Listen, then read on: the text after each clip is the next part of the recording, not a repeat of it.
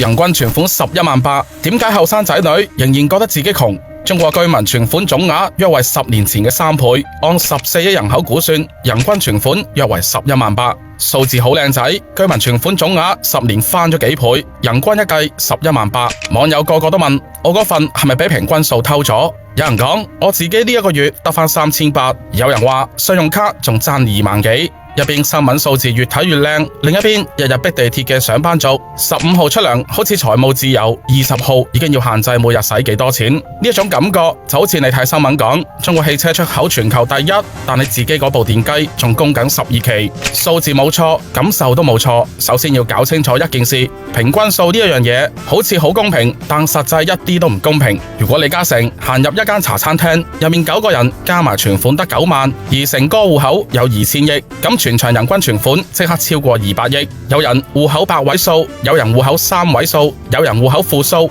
平均完之後，大家突然之間都變得幾富有。有機構調查指，唔少年輕人存款其實不足5萬，甚至有部分年輕人一啲存款都冇。如果你將時間撥翻5、6年前，嗰個時候全世界都喺度超前消費，分期使未來嘅錢。一部 iPhone 隨隨便便過萬，分12期或者24期，一個月幾百蚊買啦。一個 LV 手袋12000蚊，分12期買啦。去旅遊碌信用卡，睇演唱會都係碌信用卡。總之，人生最大嘅信念就係下個月會更好。但今時今日完全唔同，居民存款近年持續增加，同時多間銀行定期存款利率越嚟越低，但居民存款意願反而高企。點解？因為大家變聰明咗，亦都唔係，而係環境教識咗大家做人。互聯網裁員、房地產調整、創業降溫，好多曾經被神化嘅行業突然之間跌落神壇。以前去大廠覺得自己人生開掛，以前買樓覺得一定會升，後嚟開始有人供樓供到懷疑人生。於是大家突然之間明白一個殘酷嘅事實：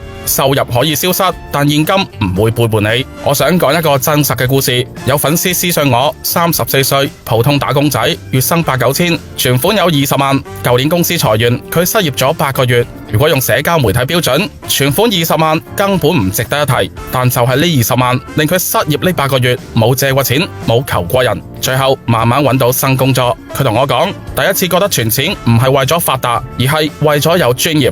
呢一句話我記到而家。好多人問到底存幾多錢先有安全感，其實係冇標準嘅答案㗎。有人有100萬存款都驚，有人有5萬已經開心到瞓唔着。真正嘅安全感唔係一個數字，而係你失業嘅時候撐到幾耐，父母病嘅時候你拎唔拎得出醫藥費，遇到機會嘅時候有冇本錢轉身，呢一啲先叫財富。人均存款11萬8，呢一個數字或者離你好近，又或者離你好遠，但有一樣嘢我覺得比數字更重要，就話依家越嚟越多年輕人開始明白，人生最大嘅底氣唔係收入有幾高，唔係朋友圈有幾威，亦都唔係揸咩車戴乜嘢錶，而係有一日世界突然之間唔配合你，你依然有能力照顧好自己。戶口入面嗰筆錢可能唔大，可能只係1萬、2萬或者係3萬，但每一蚊存落去都唔單止係金錢，而係你對未來嘅一票信任。當全世界都叫你消費，你選擇儲蓄；當全世界都叫你即時享受，你選擇留一手。呢一種克制喺呢個年代